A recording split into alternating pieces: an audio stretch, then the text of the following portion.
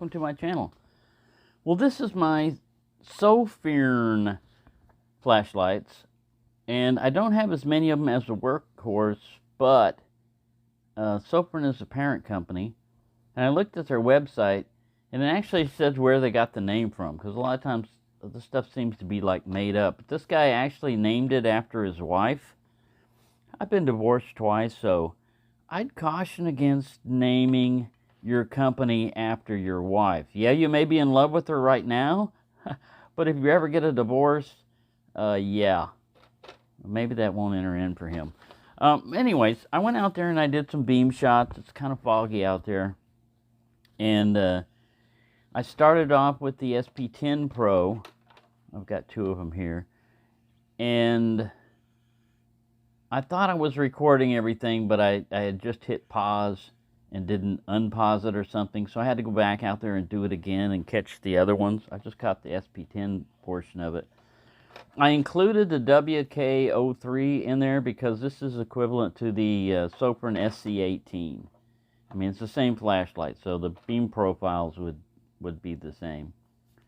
And then the SC21 Pros, I have two of those. And then the SC31T Pro. See, I've eliminated the T portion of it. And this is a Baton 3 Olight just to compare to the SC21, which I've done before. But so starting off again with the most basic one, like the SC18, it's an excellent, great value flashlight. I would say equivalent to the Olight Baton 3 Pro as far as size, tier optics, but this one has more light modes, a low, medium, high, and a turbo. It has a strobe in it too. I don't think it has an SOS. I didn't include it in these little manuals here. All right.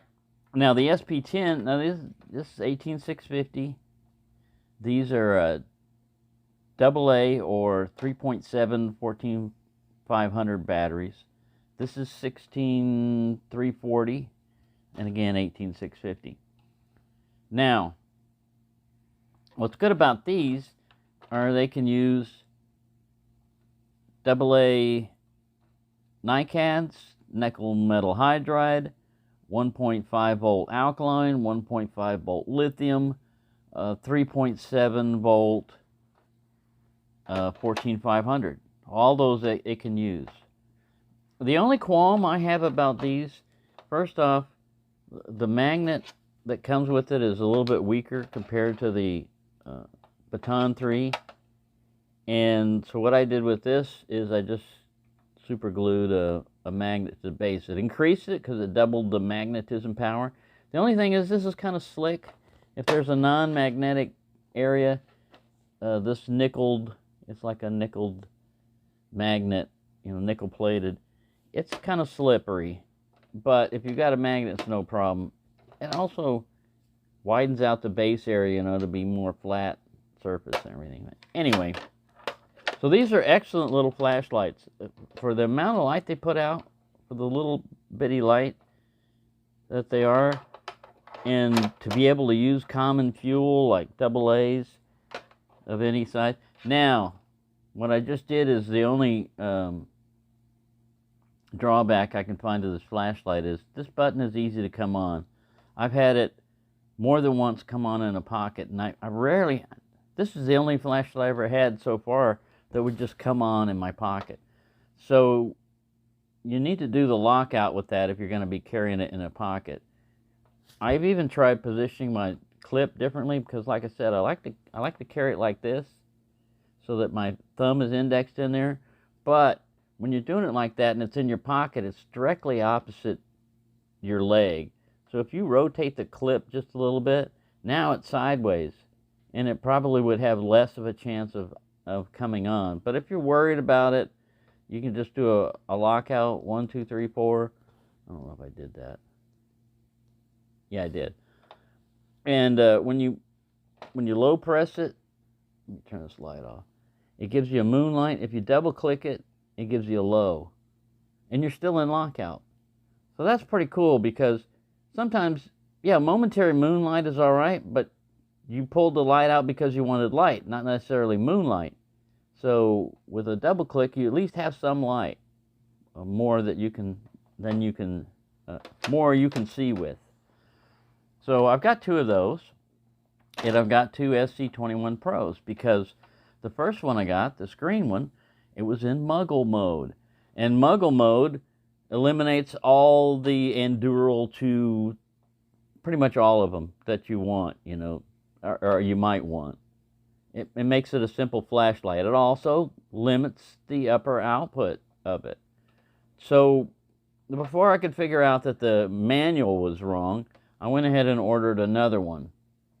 And by the time I got this one, I had figured out what was wrong with this one. So I don't mind having 2 of these, because these are great size little flashlights. So is this one. These fit in the hand pretty well. They're small and compact. This is a very compact 18650 size flashlight. I mean, if you look at it, and this is with its magnetic tail cap that I put on there. With the tail switch that it usually has, it sticks out even further. So when I compare, basically, Baton 3 is what I used to always carry on me. I've switched to this because there are more features. It's a better CRI emitter. It doesn't have the tear optics like the Baton 3 does, but I mean, you'll see the beam pattern and everything. This is perfectly fine for me. Yeah, I don't always use all those other funky modes and everything, but it's good to have them. And the display light, like I said, even though it's just a green light and everything, it comes in pretty handy. You can set it to low mode, you can set it to high, you can turn it off. But I carry this one regularly now on the little O-Link. It's my constant EDC. And this one is in a brighter white color. Let's see that. 6500K. So it has kind of a bluish white light. In fog and everything, it'll make the fog stand out more. A warmer neutral tint. These are in 5000K. And I think so is this one. Yeah, 5000K. Both of these are in 5000K. This one is also in 5000K. Now, normally they're in 6000K, but I ordered this from China because I like 5000K tint a little bit better. I can actually take it a little bit warmer, you know, with the 4000K, like I found on the Workhorse FC11. I really like that tint. That it's not too yellow. It's not like a warm, super warm white, but it is warmer than 5000 or 6000K. So I'll either run the beam shots concurrently up here. I'm going to try to superimpose that video up on it'll be running in a corner somewhere, and you'll be able to see the beam shots while I'm blabbering. And at the end, I'll put the specifications in from the manuals on there. So yeah, they're very good value flashlight. They don't seem to be that much higher than the Workhorse brand and everything. And as far as the quality and everything, these are possibly a little bit better. I really can't tell the difference between these and the Workhorse.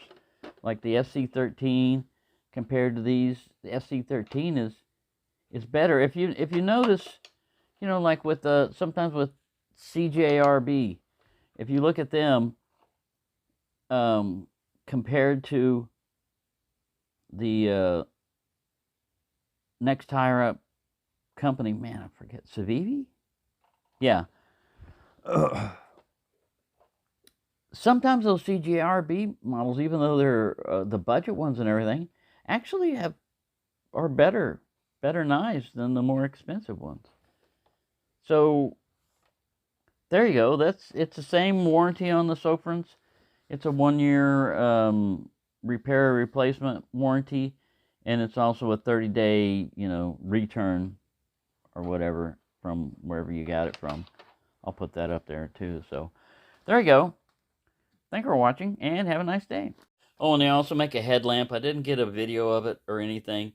This is where I get my short body from, because it came with a short body for this particular SP40A. The difference between the SP40A and the SP40 is the SP40 has a orange peel reflector and everything, and this one's a TIR, more of a centralized white spot. But oh, sorry, I didn't get a beam shot on that one. But anyway, there you go. I forgot one, the Sofrin IF22A. I don't know how I could forget this one. It's an amazing spotlighty flashlight. I had some beam shots from earlier I'll try to put in there, but yeah, 21700 battery, compact. This one I think came with this holster. I don't know if I got it as a kit or not, but it's not bad for carrying it, and it's the best thrower I've got.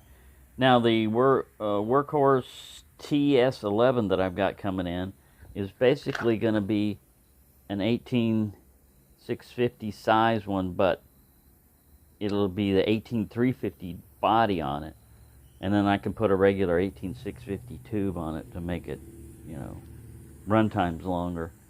But it's going to be more compact than this, and basically about the same output from what I've been able to see, possibly even slightly higher. So yeah, there you go. I don't know how I forgot that one.